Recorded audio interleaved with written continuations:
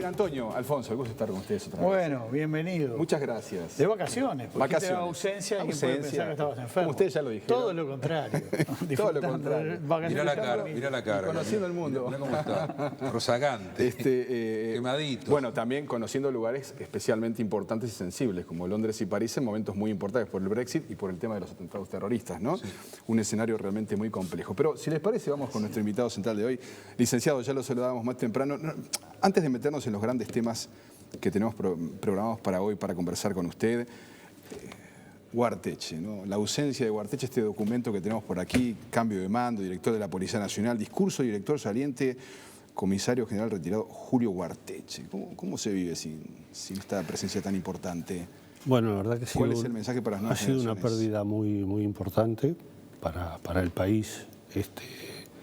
El comisario Ugarteche era una persona que sobresalía por sus características personales y su profesionalidad. Y cuando él deja el mando, que lo asume el comisario Mario Lallera, él envía una nota, una carta, para ser leída en el acto de pase de mando, donde tiene conceptos realmente muy importantes, y nosotros decidimos hacer una publicación porque es un mensaje para los nuevos policías o para los policías de la nueva policía, porque habla mucho del respeto al orden, habla mucho de la defensa de los derechos de las personas, habla mucho de la profesionalidad, habla mucho de aquello de que lo que importa es el logro del trabajo del equipo y no importa quién es el que lleva los laureles. El yo debe ser sustituido por el nosotros, dice por allí. Es muy importante, es muy importante. Y bueno, nos pareció que era muy importante no solamente para reconocerle su enorme aporte que le hizo al país. No hay que olvidarse que el combate a las grandes organizaciones vinculadas al narcotráfico, en estos operativos estuvo al frente el inspector, en aquel entonces inspector, ahora comisario Ugarteche. Antes de meternos de lleno el tema del fútbol, que es tema central en esta jornada, ¿algún comentario sobre la noticia de que el sirio Yihad Diyab apareció en Venezuela?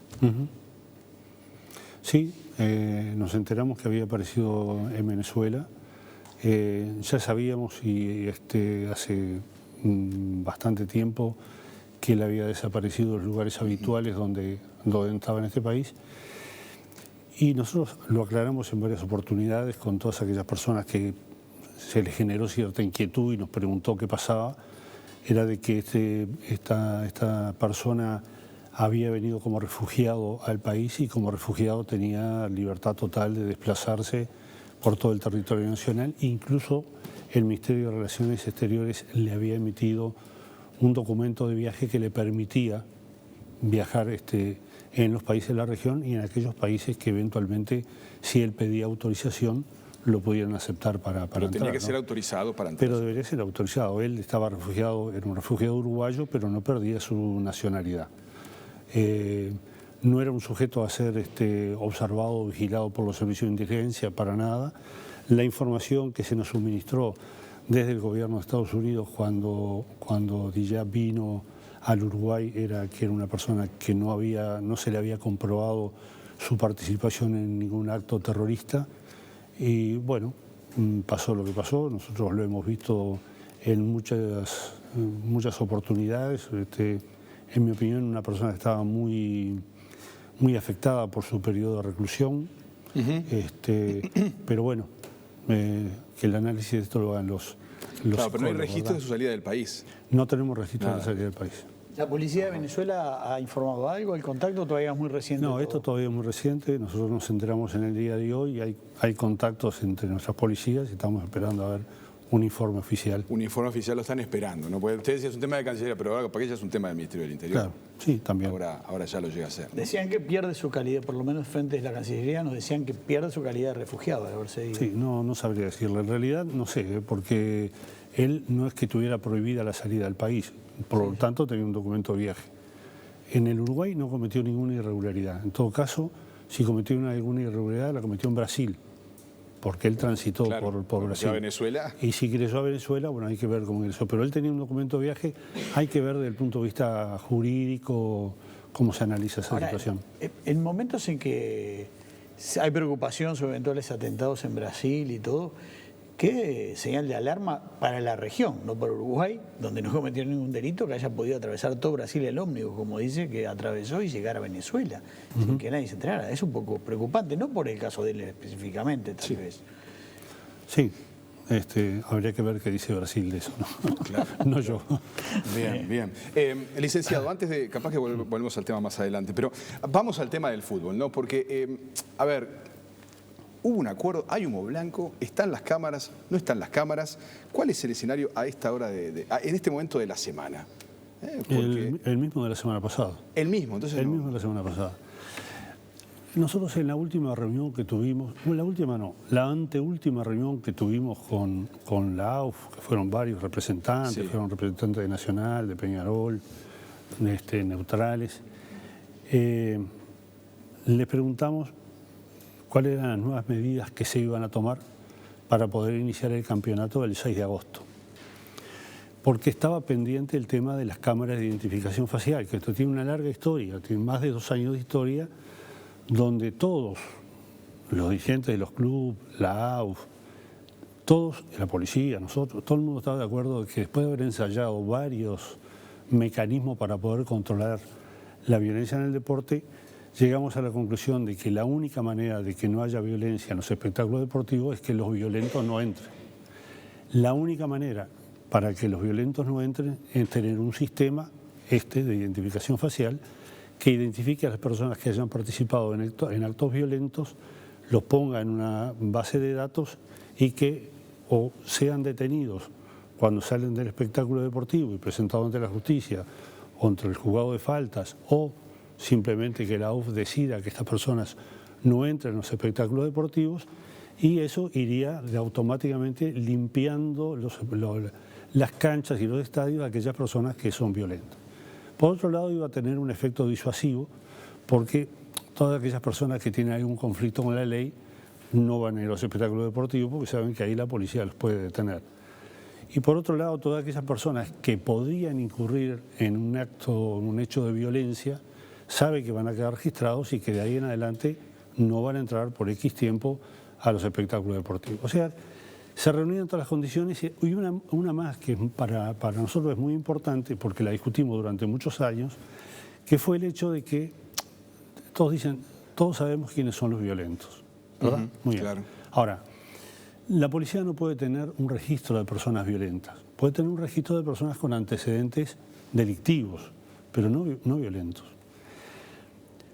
Los clubes saben quiénes son los violentos, los dirigentes saben quiénes son los violentos, los referentes de seguridad de los clubes saben quiénes son los violentos, pero dicen no, pero nosotros no queremos decirlo porque tenemos miedo. Sí. Esto lo dijeron en el Parlamento. Cuando en una oportunidad fuimos varias oportunidades, pero en una oportunidad fuimos a la Comisión de Deporte en el Parlamento, un dirigente de la AUF dijo no, nosotros tenemos miedo, no queremos que tomen represalias ni contra nosotros, ni con nuestra familia, ni que nos rayen el auto, ¿no? Y estas cosas se daban. Mire, yo hablé con el presidente de uno de los clubes grandes que recién había asumido y me dijo, yo vengo dispuesto a cortar todo esto que está pasando con las barras bravas en los clubes. Vengo dispuesto. Muy bien, cuente con nuestro apoyo, nosotros vamos a apoyarlo en todo lo que sea posible. 2 meses después, o quizás 3 o un poco menos, no sé, no me acuerdo bien ahora, aparece de nuevo y me dice, mire, la verdad que me amenazaron con tirarme por las escaleras para abajo. Entonces, yo entiendo de que esa gente tenga miedo y me parece bien que en esta circunstancia nadie se va a poner en la puerta del estadio y decir usted entra, usted no, usted sí, usted no.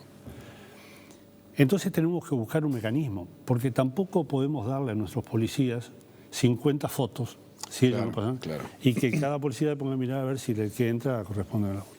Ensayamos, por ejemplo, la venta de entradas con la presentación de la cédula de identidad. No sirvió, fue una manera de poner un obstáculo, pero realmente yo voy con la cédula suya y saco entradas, o compro 3 y nadie sabe para quién es. ¿Y no sirvió porque regalaron entradas también? Y el tema del regalo de la entrada, que es una costumbre vieja en el fútbol uruguayo, ya desde el año 2009, 2010, teníamos un acuerdo con la AUF que está escrito y está publicado y se repartió. repartimos una cantidad de libros. Yo me acuerdo que en el año 2013 2013, 2014, nosotros en el Ministerio del Interior publicamos un libro con todos los acuerdos que se habían hecho y con todas las intervenciones en el Parlamento y las actas de todas las intervenciones. De manera de que todo quedara blanco sobre negro o negro sobre blanco y nadie se llamara a confusión. Ya desde el año 2009-2010 hay un acuerdo en que las entradas de favor no corren más. No corren más. Sin embargo, eso se siguió dando. Porque también dijo en las últimas horas que no. No, yo lo dije... Perdón, Julio Sanguinetti. Luis Sanguinetti, sí. Pero yo lo voy a repetir porque, mire, yo hablar de este tema con mucho respeto por todas las personas. Sí. Porque sé que cada una de las personas que intervienen en estas cosas tiene su realidad personal y tiene sus compromisos y tiene sus riesgos y tiene su manera de enfocar el problema, en forma acertada o no. Pero a mí el presidente Peñarol, Damiani, me dijo, y me lo dijo delante de otras personas, Peñarol compra 200 entradas y las reparte porque con eso se asegura de que no va a tener problema en la tribuna. Y eso también fracasó. En algún momento se dijo que el Ministerio del Interior pedía que las barras bravas participaran de la seguridad de los clubes. Eso no es cierto, nunca lo dijimos. Que los referentes. No, nunca lo dijimos. Lo que siempre se pidió, y está también acordado desde el año 2009-2010, está acordado de que todos los cuadros deben tener un referente de seguridad. Cuando dijimos un referente de seguridad, ¿a qué nos estamos refiriendo? Nos estamos refiriendo a aquella persona que genera respeto, que es un referente para el club. A ver, lo que pasaba con nosotros cuando éramos grises y nos íbamos de Boca y algún veterano nos decía, che pibe, cállate la boca, pues eso va a armar lío. Más o menos lo mismo en una realidad distinta. Por lo tanto, decíamos, cada cuadro debe tener también un equipo de seguridad perfectamente identificado, registrado en el Ministerio del Interior, en la oficina que antes era RENAEMSE, que es la oficina que registra las empresas de seguridad privada, de manera tal de que el primer elemento de contención frente a un problema en una tribuna sea el propio equipo de seguridad del cuadro. ¿Por qué? Porque después cuando entra la policía ya se generan otros problemas mayores, ¿no? Ya la entrada de la policía ya es un elemento ya ríspido. Nosotros preferimos contener el problema ahí. Y eso también fracasó. Y eso también fracasó. Ahora, fíjese que estamos en el 2016 sí. Y en la última reunión que tuvimos con la AUF, recién ahí nos dicen que los cuadros están terminando de nombrar los delegados, los referentes. Y el único cuadro, por lo menos que yo tenga conocimiento, que registró en RENAEMSE, una empresa de seguridad, fue el Club Atlético Nacional. Peñarol nos hizo llegar un listado de personas que iban a participar, iban a colaborar con la seguridad, y al poco tiempo hubo que dar de baja a algunos de ellos porque o estuvieron detenidos o estuvieron muertos. Había hablando detenidos, claro, poco, hablando del tema de las entradas de favor o que se regalaban, en las últimas horas el director nacional de policía, Mario Layera, habló del tema a propósito del episodio que ocurrió en el Estadio Campeón del Siglo, en este encuentro que a prima facie no era de riesgo. Vamos a escucharle, ¿parece? Por favor, señor director. Adelante. El jefe del operativo de la Guardia Republicana que intentó negociar con ellos cuando comenzaron vamos a decir, el conflicto con los que estaban controlando las puertas. Ellos manifestaban que se le había dado solo 30 entradas y que se le había prometido más cantidad de entradas. Bueno, aquí teníamos a Layera hablando, Antonio. Claro. Y usted dice que ya no se dan más, o mejor dicho, Julio Luis Sanguinetti dijo que no se dan más entradas de favor, pero usted me acaba de decir que sí se siguen dando. Sí, yo recién le dije lo que me dijo Damiani. Claro, recién lo que me dijo Damiani, ¿verdad? Entonces, en ese momento dijimos, mire que esto está prohibido. Hace años que está prohibido hacerlo. Está prohibido hacerlo. Pero en este último partido... Pero usted tiene pruebas, más allá de lo que le dijo Damiani, usted tiene pruebas, es decir, porque usted me acaba de dar a mí ¿cómo es esta imagen que tenemos en la mesa? Yo quiero referirme a dos hechos concretos. Si quiere, empezamos por esa imagen. A ver, ¿qué es esta imagen? ¿Qué significa? Esta imagen es del partido Peñarol Plaza Colonia. Ajá. Nosotros teníamos la información de que se repartían entradas de favor, cosa que estaba prohibida. Y se nos hizo llegar esa foto que muestra grupos de entradas que están dirigidas a grupos concretos. De barrios. Si ustedes los muestran ahí, va a ver que dice Sí. Barrio Borro, Ajá. La Costa, Marconi, bueno, y no me acuerdo qué otro barrio más. ¿Cuántas Pero- entradas son aproximadamente? Y debe haber más o menos unas 10 entradas por paquete, 10 entradas por paquete. más o menos, Son sí. 50 entradas ahí aproximadamente. Nosotros esto tiene una investigación en curso.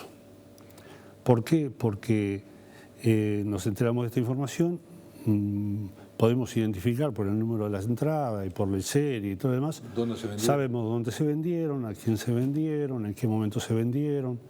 Y eso está en vías de investigación. Y con respecto al segundo hecho, al cual hizo referencia el director de la Policía Nacional, el encargado del operativo que estaba en la puerta, él pudo ver que el problema se generó porque había una empresa, a ver, en ese partido se habían contratado dos empresas de seguridad, una empresa para cubrir adentro del estadio Sí. y una empresa para cubrir afuera. La empresa que se contrató para cubrir afuera está registrada como empresa en el registro de empresas del Ministerio del Interior, pero no tiene ningún funcionario anotado. O sea, es una empresa que tiene el nombre y no tiene ningún funcionario. Sin embargo, tuvieron trabajadores vinculados a esta empresa en las afueras del estadio. Sabemos que hay dos personas que tenían como cometido comprar 50 entradas con plata que le dieron para repartir entre la hinchada.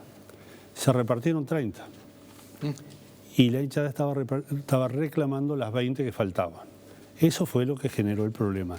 Y esto también está en vía de investigación porque acá sí hay una irregularidad muy importante, porque no se puede contratar una empresa que no esté debidamente registrada y que no tenga registrados sus empleados.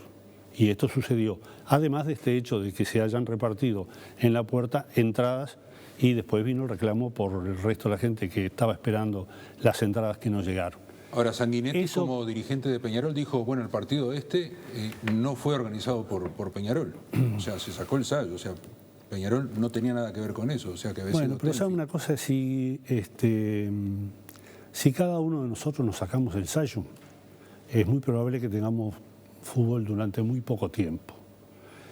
Hace muchos años que nadie asume la responsabilidad de tomar este tema con seriedad y con responsabilidad. Por eso vuelvo a insistir, en la última o en la anteúltima reunión, porque la última fue con el presidente de la AUF, y puedo contar cómo fue, que tiene que ver con el posible acuerdo. En la reunión anterior, la AUF no nos propone ninguna salida. Mire, yo voy habitualmente a los programas deportivos y me dicen, bueno, ahora en tal fecha empieza el campeón de la apertura o empieza el clausura. Uruguay es ¿Cuáles especial, son las medidas especiales? Ninguna. Y vamos al otro campeonato, ¿y cuáles son las medidas? Y ninguna. Y en todos los campeonatos tenemos algún problema. ¿Se soluciona poniendo 200 policías? No, porque el lío se arma igual. 300 policías no, porque esa gente que participa en esos hechos de violencia, primero que no le tiene miedo a la policía, y segundo, que la policía para actuar tiene que actuar en forma muy medida, porque se nos reclamó en algún momento, en algunas de las imágenes que ustedes pasaron, ¿por qué la policía no solamente reprimió en el talud y por qué no pasó a reprimir a la tribuna? Porque si la policía entra a la tribuna, es muy probable que mucha gente que no tiene nada que ver con el lío sufra las consecuencias. Una avalancha donde hay 12.500 personas, que es lo que lleva más o menos a la Ámsterdam, descontando los pulmones o sin contar los pulmones, puede generar una avalancha donde muera cientos de personas. Entonces hay que ser muy medido. Y siempre está aquello de que bueno, la policía actuó mal, de que la policía eran pocos, que la policía no actuó en su momento, que no sé. Entonces, esto no pasa por ahí, no pasa por poner más o menos policía, pasa por ser eficiente en la gestión de los partidos de fútbol y los partidos de básquetbol. Esto en el básquetbol no tenemos problema. ¿Por qué? Porque han sido muy eficientes en el manejo de las dificultades. En el fútbol tenemos problemas, claro, es mucho más gente, quizás haga mucho calor, pero en el partido de básquetbol también hay mucho más encontronazo, hay mucho más contacto, mucho más cercanía, y sin embargo estos problemas no se dan. Ahora, usted habla del presidente de la Asociación Uruguaya de Fútbol. Ahora, en las últimas horas trascendió, usted lo comentó, corríjame si me equivoco, si hay una señal fuerte de parte de las autoridades, empieza el fútbol, ¿no? Sí, Entiéndase qué tipo de cámaras, quién se las van a comprar. ¿Esa señal no se dio todavía? No se dio. Con respecto a las cámaras se ha hablado mucho. Yo creo que los encargados de seguridad, y vuelvo a decir que lo digo con mucho respeto, los encargados de seguridad cuando hablan tienen que saber de qué hablan, ¿no? Entonces, antes de decir que el director de la policía mintió o no mintió, debería estar enterado de qué fue lo que pasó, ¿no? Entonces, si no sabe, tendría que averiguar. Y si no sabe y no averigua, más vale que no hable. Porque yo también he sentido de que el responsable de la seguridad del Club Atlético Peñarol ha dicho: no, pero lo que pasa es que todo este sistema es muy difícil porque las imágenes tienen que viajar, entonces el ancho de banda, porque tiene que ir hasta el servidor del Ministerio del Interior. Y eso no es cierto, todo el sistema ya está pensado para que sea autosustentable y las imágenes quedan en el propio sistema y el sistema es muy eficiente, está probado en todas partes del mundo y acá no vamos a descubrir la pólvora, acá pueden probar todos los equipos que quieran y hay algunos que reúnen las condiciones básicas para poder ser eficientes. Y en eso hemos trabajado. Nosotros hemos aportado a nuestros técnicos y le hemos dado indicaciones precisas. Miren, lo que tenemos que hacer es lograr un sistema que sea lo más económico posible y que nos dé la mayor garantía posible de que realmente cuando nosotros identifiquemos una cara, por lo menos tengamos un 95% de posibilidad de que sea la persona a la cual estamos refiriendo, porque con eso vamos a presentar a alguien a la justicia o con eso a alguien le vamos a decir: usted no entra. Entonces tenemos que tener cierta garantía. Entonces, por un lado se habla de las cámaras. También en la última reunión a esa que yo me refiero, 2 delegados del Club Atlético Peñarol dijeron: nosotros tenemos cámara de identificación facial. ¿Pero cuáles? Porque si cada uno empieza a poner lo que quiere y los sistemas no son compatibles, no se hablan entre ellos, claro, tampoco sirve de nada. Entonces, yo creo que lo que debemos hacer es, a punto de partida de lo que ya está acordado, que es un sistema que es lo más económico. A ver, yo no lo digo más económico en términos de dinero, yo digo lo más económico en recursos, en número de cámaras, en capacidad del servidor, en cómo se transmite la imagen, en la calidad de la imagen. Eso es lo mínimo que nosotros estamos pidiendo, eso es lo que hay que instalar. Nosotros lo empezamos a gestionar esto antes de que se terminara el Estadio Peñarol. Y decía, bueno, muy bien, nosotros sabíamos que esto costaba aproximadamente unos $4,5 millones. Podía ser un poco más, podía ser un poco menos, de acuerdo a lo que uno le agregue o le saque al sistema. $4,5 millones, ¿qué es lo que cuesta? Era instalar un sistema completo en el Estadio Centenario, en el Estadio de Peñarol y en el Parque Central. Bien. Y 6 equipos móviles para cubrir las canchas chicas que no tienen por qué tener un sistema instalado. ¿Por qué?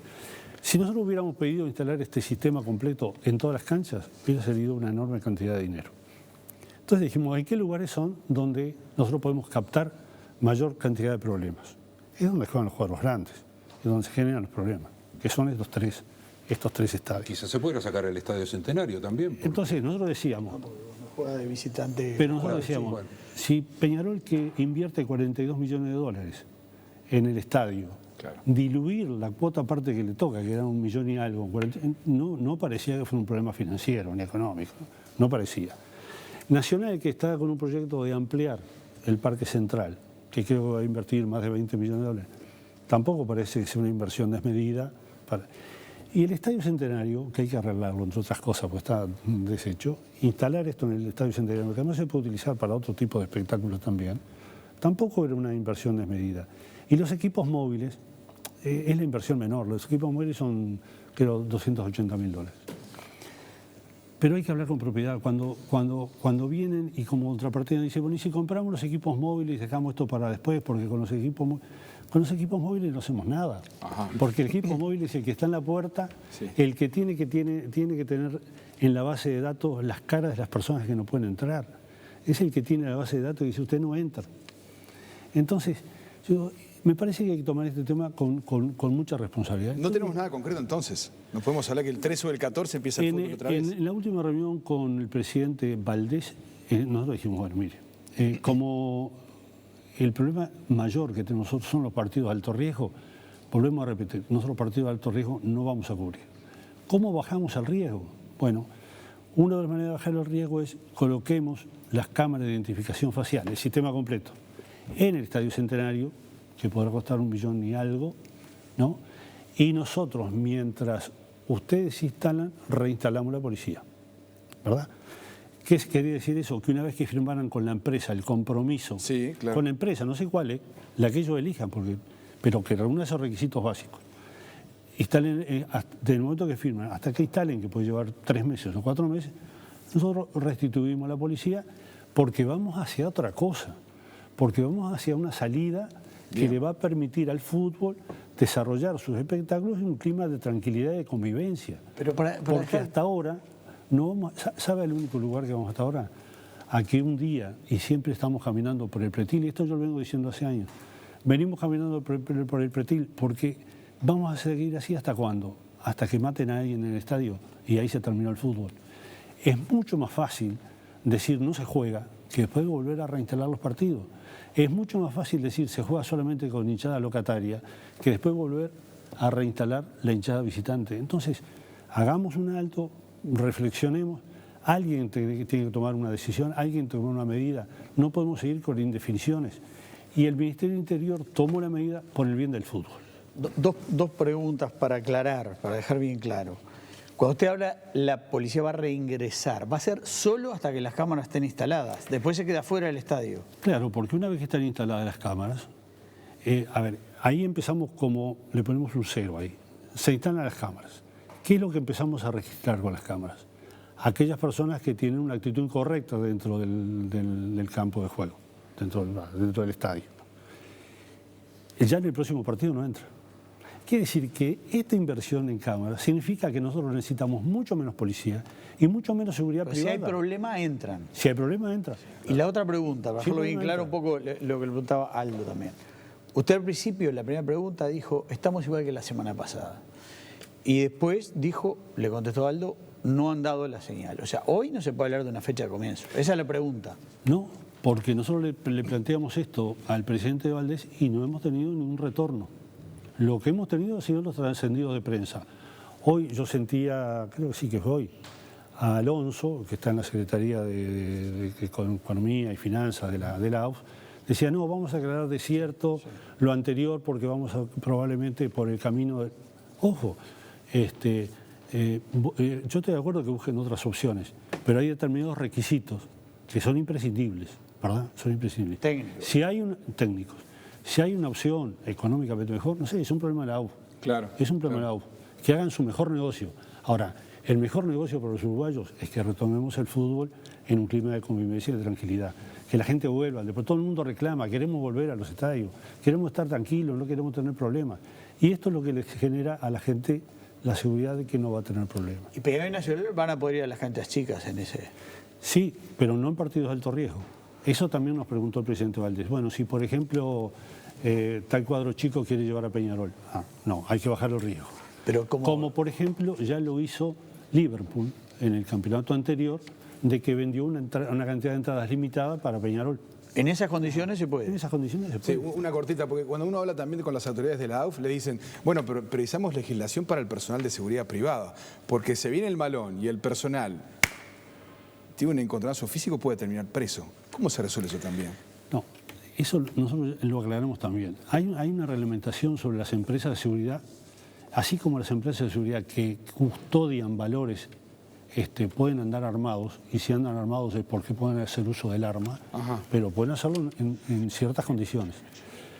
Hay empresas de seguridad que no tienen personal armado, que tienen que hacer cumplir las normas para las cuales fueron contratados. Ahora, sí, también yo he sentido, por ejemplo, de que algún responsable de seguridad también ha dicho, bueno, pero la hinchada le pasó por arriba y entraron al campo de juego porque la policía no estaba. Yo digo, si hubieran estado las cámaras de identificación facial, ¿quién se anima a saltar el alambrado? Porque salta el alambrado y después no entra en ningún partido más. Entonces, yo creo que le estamos dando todas las garantías para poder hacer esto en un clima de tranquilidad, de responsabilidad, de seriedad y seguir haciendo los partidos de fútbol.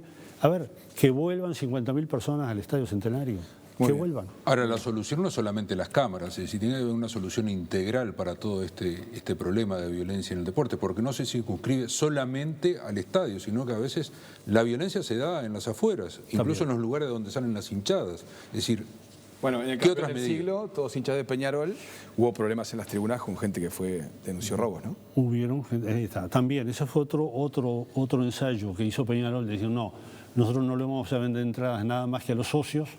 ¿Y cuál fue el resultado? Y mucha gente de la Barra Brava se hizo sociedad Peñarol y le tuvieron que vender entradas. ¿Se va a Y acentuar la terminaron vigilancia en haciendo las una afueras rapiña en los baños. ¿Se va a acentuar la vigilancia en las afueras también? Perdón. Es que nosotros mantenemos la vigilancia. Eso Mire, los primeros que hicieron una inversión en el Estadio Centenario fue el Ministerio del Interior, que instaló cámaras en el Estadio Centenario, en el entorno del Estadio Centenario, en la zona del Ombú, porque ahí se concentran las entradas, las hinchadas, en Avenida Italia y Las Heras, en Centenario y 8 de octubre y en Tres Cruces. Y el jefe del operativo, desde allí, controla cómo es el movimiento de las hinchadas a medida que van llegando o van saliendo, qué pasa con la locomoción, qué pasa con los ómnibus. Pero eso se instaló para que el jefe del operativo pudiera hacer un control del operativo policial, no para hacer la identificación facial. Nosotros podemos con esas cámaras identificar a alguien. Por ejemplo, vamos a hacer zoom y saber que él está participando en un lío. Y le podemos sacar una foto, lo podemos filmar. Te vieron entonces. Pero ¿cómo podemos hacer para detenerlo cuando sale? Si sale en el borbollón. No lo podemos detener. Y después cuando lo buscamos, porque ustedes saben muy bien que muchas veces la policía días después lleva gente a la justicia, ¿no? ¿Cuántos de ellos llevamos a la justicia? Y el juez dice, no, pero lo que pasa es que esta foto no está clara. Una cosa es una foto clara y otra cosa es una identificación facial. La identificación facial tiene entre un 95 y un 98% de acierto. Es una prueba para la justicia. Lo otro que estamos presentando con las cámaras que tenemos hoy en día son muy buenas para el operativo policial, pero no tienen sistema de identificación facial. Y no podemos volver a hacer lo que hacíamos antes. Y ustedes recordarán algunos partidos en el estadio donde poníamos entre el estadio, los lugares donde se concentra la gente, el control de los ómnibus, poníamos cerca de 1000 policías. Y además hacíamos un patrullaje aéreo con un helicóptero de la Fuerza Más de Aérea. $20.000 en gastos. Sí, señor. Bueno, pero además la ciudad es guarnecida también. Sí, claro, todo lo que se ponemos ahí. Licenciado, permítame, le voy a cambiar de tema porque Sí, tenemos una agenda grande y el tiempo no alcanza para todo. Pero vamos a hablar un poquito de los que han sido los acuerdos políticos alcanzados entre el presidente de la República y los partidos con representación parlamentaria. En los últimos días se ha dado una polémica importante por la postura del Partido Nacional, ¿no? Todo esto de suspender hasta que se vote en el Parlamento. ¿Cómo evalúa usted la posición de Luis Lacalle desde el Partido Nacional de esta posición discrepante con los logros alcanzados hasta el momento? Bueno, yo le voy a dar mi opinión personal. A ver. Yo creo que la respuesta clara fue la que dio el conjunto del sistema político en el día de ayer, donde ningún partido político acompañó la posición del Partido Nacional o la posición que de alguna manera generó el senador Lacalle Pou. Yo creo que eso es un síntoma claro. Ayer todos los partidos se expresaron, menos el Partido Nacional, se expresaron que estos encuentros donde discutimos los temas de seguridad y donde se han discutido y se han elevado al Parlamento algunas leyes que son importantes, como mejorar los temas de narcotráfico, el control de narcotráfico, combate al narcotráfico, al lavado de dinero, el control del delito transfronterizo, mejorar los controles en puertos, aeropuertos y pasos de frontera. Eso viene bien también por el tema terrorismo. La modificación de penas de acuerdo a cómo se ha ido comportando el delito en los últimos tiempos. Tratar de que las penas por homicidio no sean escarcelables, las penas vinculadas al tráfico de drogas no sean escarcelables, salvo el tema del cannabis que está reglamentado por otra ley. Yo creo que se ha avanzado mucho, Ajá.